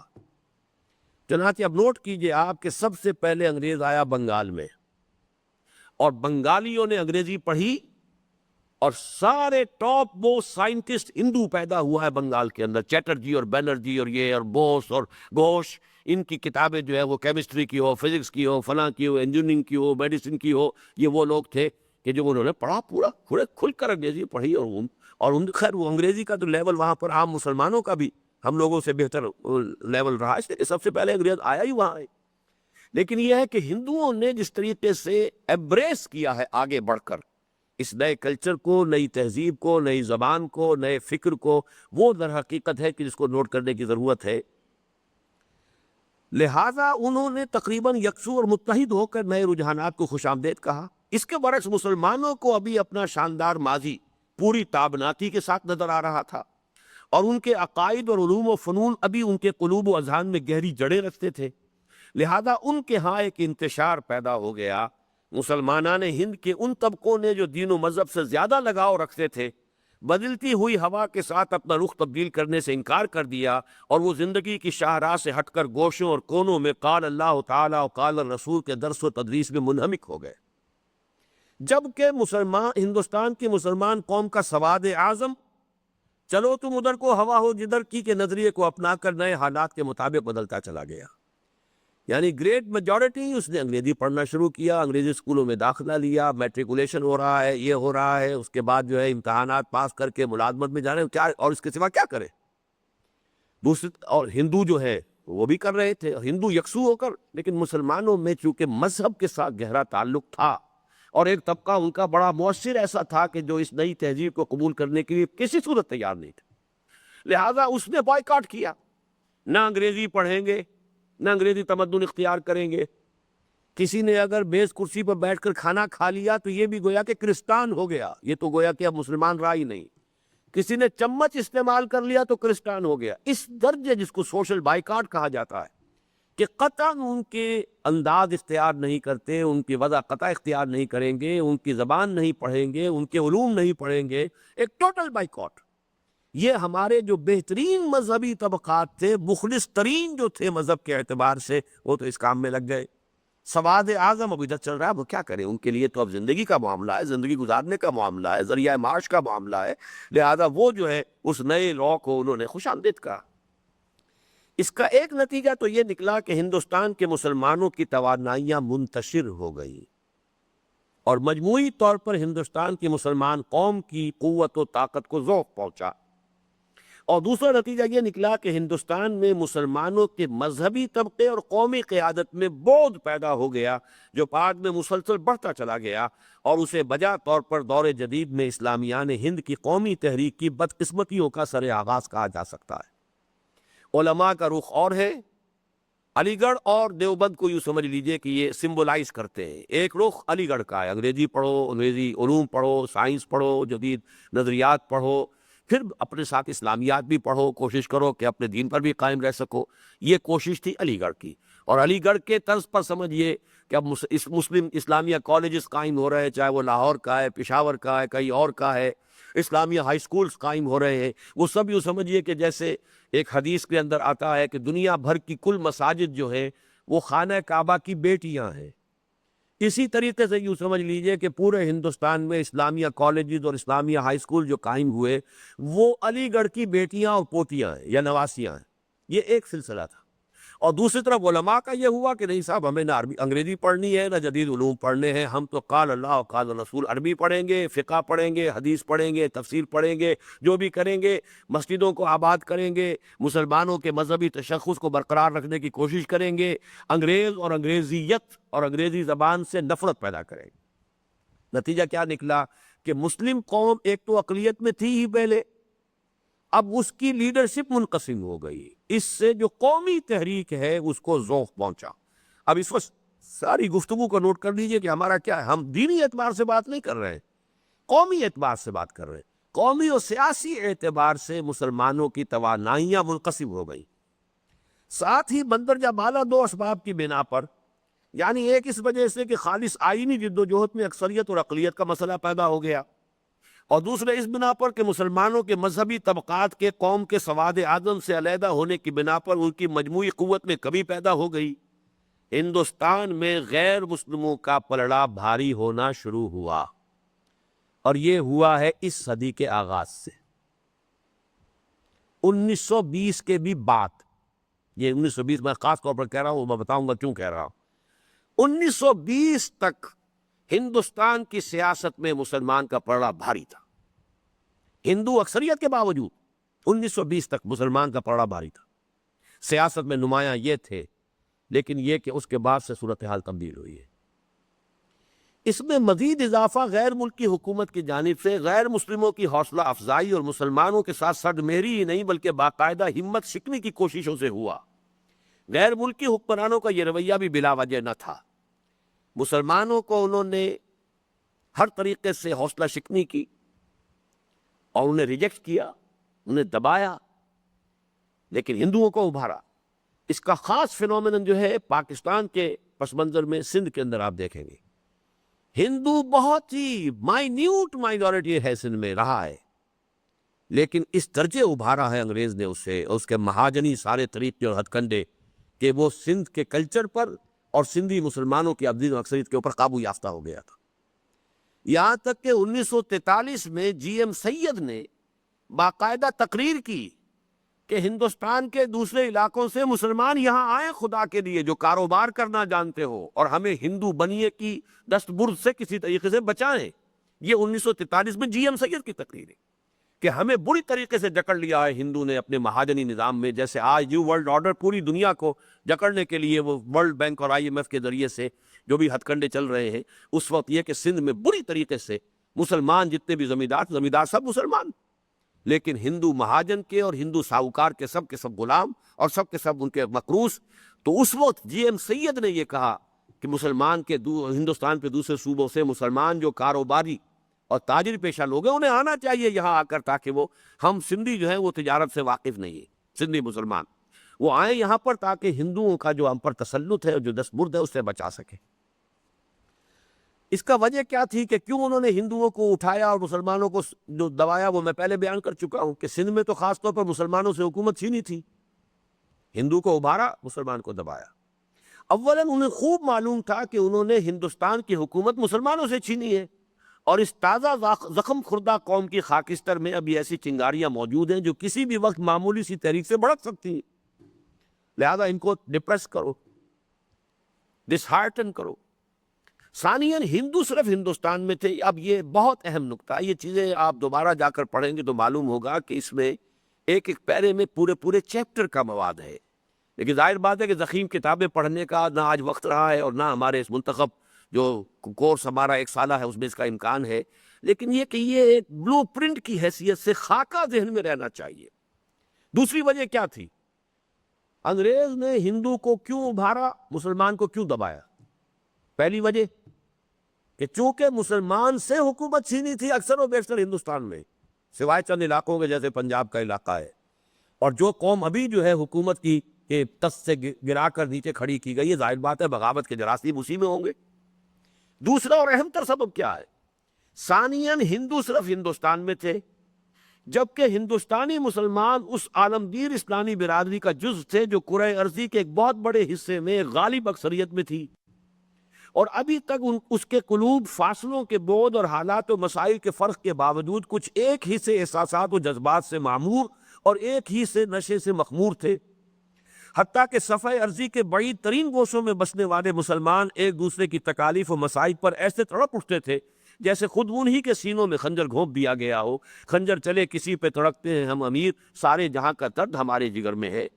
پھر یہ بھی ایک تاریخی حقیقت ہے کہ ہندوستان کے مسلمان اس معاملے میں کچھ زیادہ ہی حساس واقع ہوئے تھے۔ چنانچہ شمالی افریقہ اور مغربی ایشیا کے مسلمانوں پر مغربی استعمار اس دور میں جو ستم ڈھا رہا تھا، وہ اس کے کرب و الم کو بری طرح محسوس کر رہے تھے۔ شمالی افریقہ میں اطالویوں کے ہاتھوں جو کچھ لیبیا کے مسلمانوں کو بیت رہی تھی، اور ٹریپولی میں وہ مسلمان بچی فاطمہ شہید ہوئی ہے، تو علامہ اقبال نے کیسی دلدوز نظم کہی ہے۔ اس سے پہلے ٹریپولی ہی میں جب جھنڈے جو ہے سرنگو ہوئے مسلمانوں کے اطالویوں کے ہاتھوں، تو مولانا فراہی نے مرثیہ کہا ہے عربی زبان میں، این القرار وقد نکس آلامنا بترابلس، قرار آئے تو کیسے آئے، ہمارے جھنڈے جو ہے ٹریپولی کے اندر وہ سرنگو ہو گئے۔ وہ مولانا حالی ہوں، مولانا شبلی ہوں، یہ سب کے سب جو ہے پوری دنیا کی امت مسلمہ کا احساس جو ہے وہ مسلمانان ہند میں باقی پوری دنیا کے مسلمانوں سے زیادہ تھا۔ اور اسی کا ایک بہت بڑی نمایاں علامت یہ ہے کہ 1924 یا اس سے پہلے جب کہ انگریز ابھی سازشیں ہی کر رہا تھا خلافت کو ختم کرنے کی، تو کتنی عظیم تحریک ہندوستان میں شروع ہوئی، اور کہیں شروع نہیں ہوئی، کسی جگہ نہیں۔ لیکن یہ کہ ہندوستان کے اندر ایسی عظیم تحریک شروع ہوئی ہے، تحریک خلافت، اس کی جو ہے آپ کو معلوم ہے کہ پورا ہندوستان جو ہے شرق و غرب اور جنوب و شمال اس کے جو ہے وہ اس نعرے سے گونج گئے تھے، بولی اماں محمد علی کی جان بیٹا خلافت پہ دے دو۔ چنانچہ شمالی افریقہ اور مغربی ایشیا کے مسلمانوں پر مغربی استعمار اس دور میں جو ستم ڈھا رہا تھا، وہ اس کے کرب و الم کو بری طرح محسوس کر رہے تھے، اور اس کی بنا پر ان کے دلوں میں انگریز دشمنی کے جذبات کو مزید انگیخت مل رہی تھی۔ ایک تو یہ کہ ہمیں غلام بنایا، دوسرا وہ ہمارے بھائیوں کے اوپر جو ستم ڈھا رہے ہیں اس کے حوالے سے ان کے اندر جو ہے وہ درد کی ٹیس اور زیادہ تھی۔ ہندوستان کا ہندو غیر ملکی حکمرانوں کی نگاہ میں کچھ زیادہ ہی بے ضرر اور مسکین تھا۔ چنانچہ ایک طرف خود اس نے نئے حکمرانوں کے ساتھ توافق و تعاون میں مسلمانوں پر پیش قدمی کی، دوسری طرف غیر ملکی حکمرانوں نے اس کی حوصلہ افزائی کی۔ چنانچہ ہندوستان کے طول و عرب میں ہندو قوم میں ایک عام بیداری کی لہر دوڑ گئی۔ یہ پھر ایک اہم نقطہ ہے، اس جملے کو نوٹ کیجئے۔ ہندوؤں میں جو ایک بیداری پیدا ہوئی ہے، کانشسنس پیدا ہوئی ہے، ان میں ادارے بنے ہیں، انسٹیٹیوشنز بنے ہیں، انجمنیں بنے ہیں، سبھائیں بنی ہیں۔ واقعہ یہ ہے کہ بڑی کریٹیو ایکٹیویٹی شروع ہوئی ہے پورے ہندوستان کے ہندوؤں کے اندر، اور یہ اسی لیے تاریخی ابادل یہ ہے کہ حکمرانوں نے انہیں سپورٹ کیا، مسلمانوں کو دبایا، اور وہ من حیث القوم ایک نئے جذبے اور نئی امید کے ساتھ قومی تعمیر نو کے کام میں منہمک ہو گئی۔ ہندوؤں میں اس قومی بیداری کے ساتھ ساتھ مسلمان دشمنی کے پرانے لیکن دبے ہوئے جذبات بھی ایک دم جاگ اٹھے۔ اب ظاہر بات ہے سابق ہمارے جو آقا تھے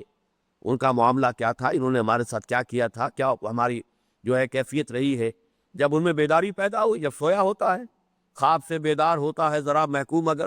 اب جب وہ بیدار ہو گئے تو وہ چیزیں اب یاد آ رہی ہیں، اور ہندوؤں کے اندر مسلمانوں کے ساتھ نفرت اور دشمنی کے جذبات بھی ایک دم بھڑک اٹھے۔ نتیجتاً یہ جملہ موٹا بھی لکھا گیا ہے، اہم بھی ہے،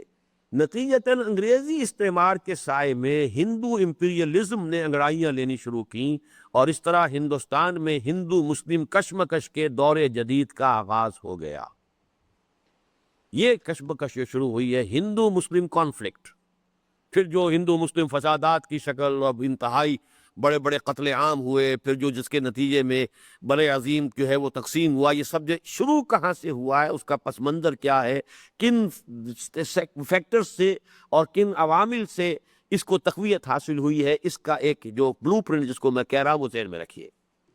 یہ کشمکش ابتدا ہی سے بہت شدید تھی اور پوری ہندو قوم میں مسلمانوں کی تقریباً 800 سالہ غلامی کا رد عمل ایک دم پوری شدت کے ساتھ ظاہر ہونا شروع ہو گیا تھا۔ مسلمان قوم کے سواد اعظم نے اس ابھرتی ہوئی طاقت کے کچوکوں اور چڑھتے ہوئے سیلاب کے ریلوں کو محسوس کرنا شروع کیا۔ زندگی کے ہر میدان میں ہندوؤں نے منظم طریقے پر مسلمانوں پر عرصہ حیات تنگ کرنے کی کوشش کی اور ان کے نفرت بھرے تعصب کا مظاہرہ ہر سمت ہونے لگا۔ یہی نہیں بلکہ ہندو امپیریلزم کا یہ فریب کچھ ایسے انداز اور جوش و خروش سے اٹھا کہ خطرہ محسوس کیا جانے لگا کہ کہیں ایسا نہ ہو کہ وہ ہندوستان کی پوری مسلم قومیت کو نگل کر بالکل نیست و نابود کر دے۔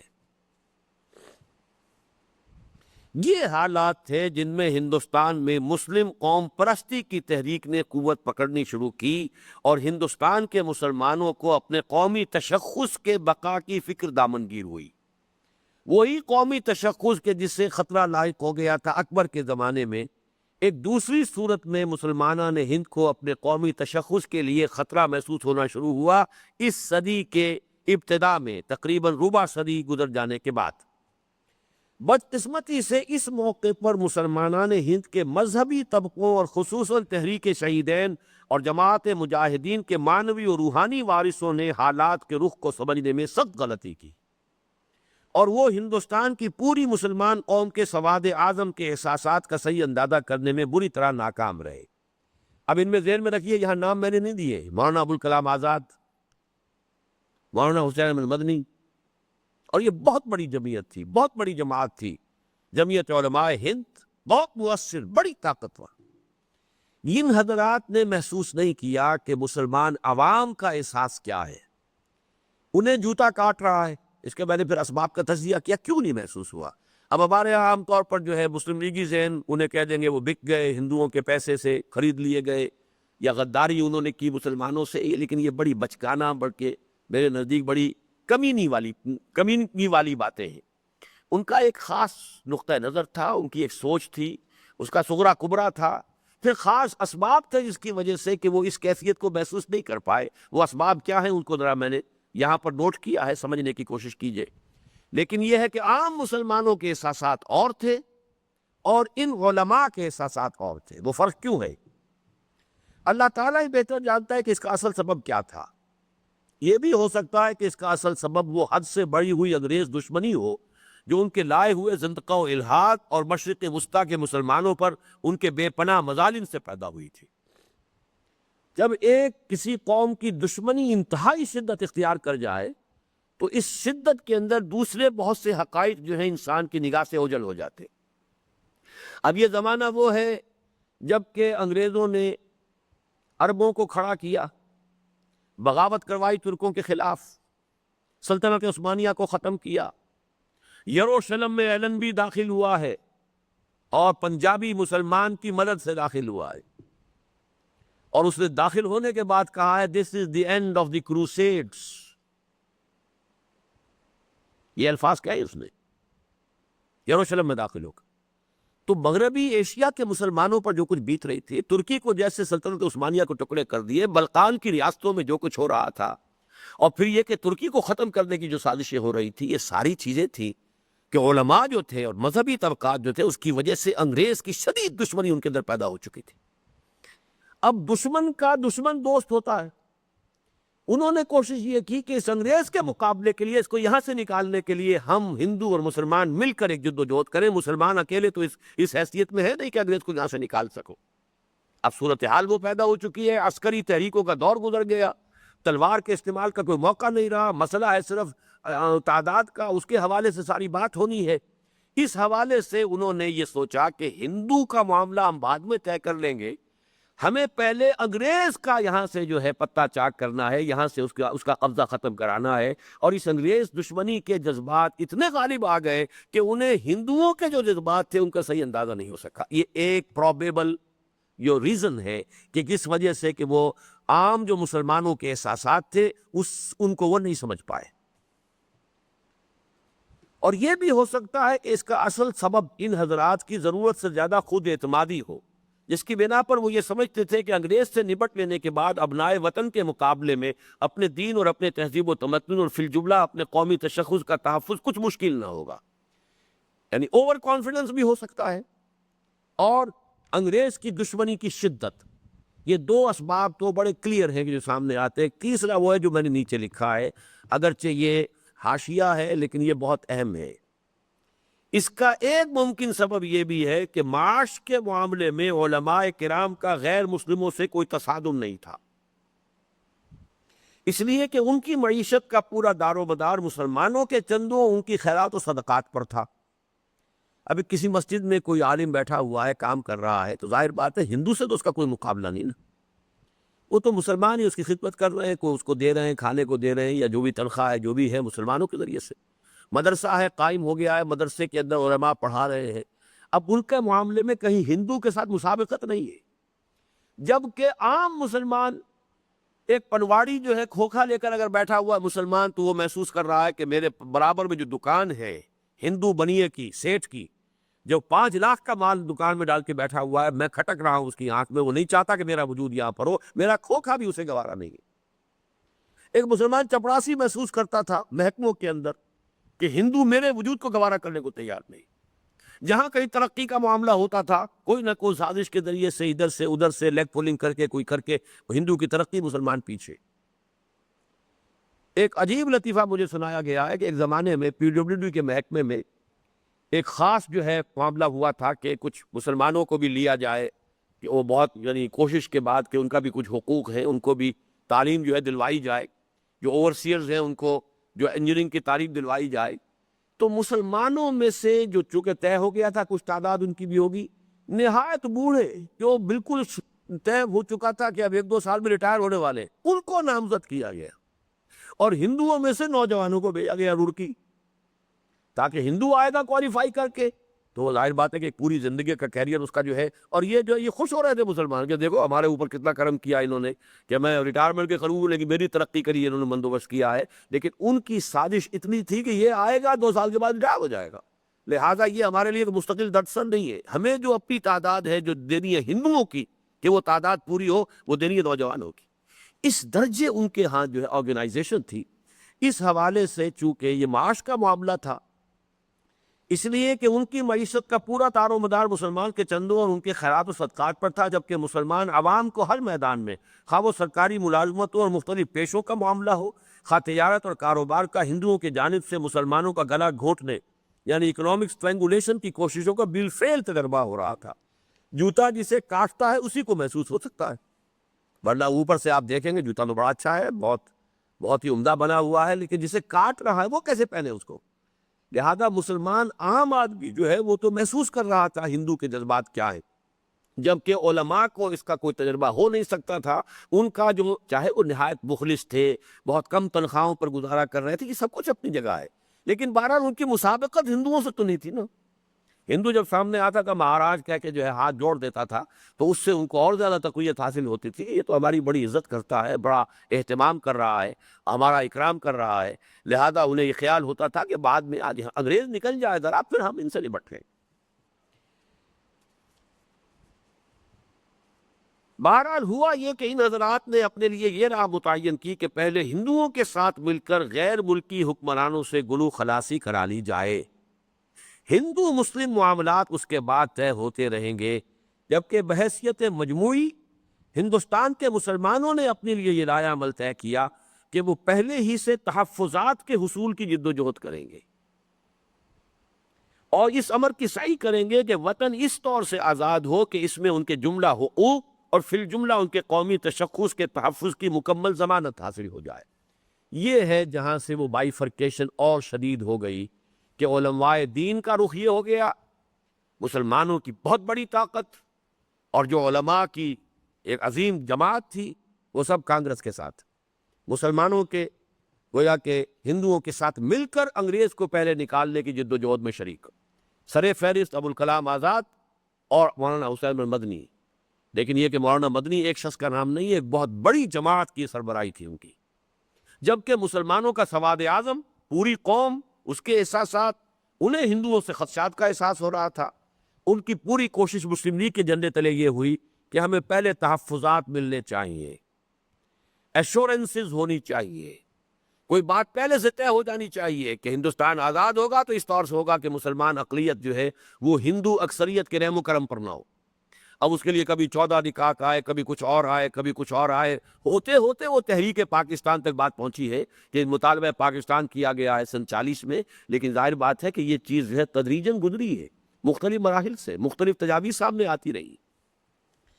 اس طرح ہندوستان کی مسلمان قوم کے سواد اعظم اور اس کے مذہبی طبقات کے مابین بعد مزید بڑھ گیا، بلکہ آزادی کی جد و جہد میں یہ دونوں علیحدہ علیحدہ راہوں پر گامزن ہو گئے. جوں جوں وقت گزرا یہ بعد بڑھتا چلا گیا، اور بعد میں جیسا کہ عموماً ہوتا ہے اس میں ضد کا عنصر بھی شامل ہوتا چلا گیا، حتیٰ کہ پھر شدھی اور سنگٹن جیسی تحریکیں بھی رجال دین کی آنکھیں کھولنے میں ناکام رہیں. یہ چوتھا فیکٹر ہے کہ پھر ایک دفعہ آدمی ایک موقف اختیار کر لے تو پھر اس پر کچھ ضد بھی ہو جاتی ہے، کچھ اپنی عزت نفس بھی ہوتی ہے.